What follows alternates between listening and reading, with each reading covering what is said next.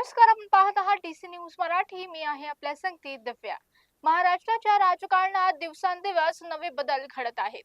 उद्धव ठाकरे गटातून बाहेर पडून शिंदे गटात गेलेल्या बंडखोर खासदारांवर सातत्याने टीका केली जात आहे. याच पार्श्वभूमीवर ठाकरे गटाचे खासदार संजय राऊत यांनी बंडखोर खासदार संजय दिना पाटील यांच्यावर गंभीर आरोप केले. राऊतांनी थेट मुंबई पोलीस आयुक्त दिवेन भारती यांना पत्र लिहिले. या पत्रात त्यांनी दावा केला की ईशान्य मुंबईचे खासदार संजय दिना पाटील यांनी आंदोलनकर्त्यांचे जीवे मारण्याची धमकी दिली. माझं नाव घेऊ नका, माझ्या विरोधात आंदोलन करण्यापूर्वी जीव विमा काढा, अन्यथा तुम्हाला थेट स्मशानभूमीत किंवा रुग्णालयात पाठवेन, असं पाटील म्हणण्याचा आरोप संजय राऊत यांनी केला.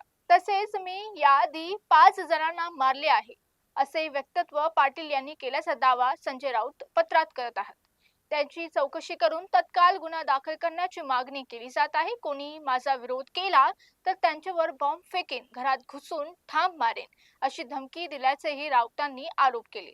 त्यामुळे संजय दिना पाटील यांच्या घराची झडीत घेऊन त्यांच्यावर UPA अंतर्गत कारवाई करण्यात यावी, अशी मागणी संजय राऊत यांनी पत्रातून केली आहे. तर पाहूया या प्रकरणात पुढे काय होतं. आता थांबूया इथेच. पाहत रहा डीसी न्यूज मराठी.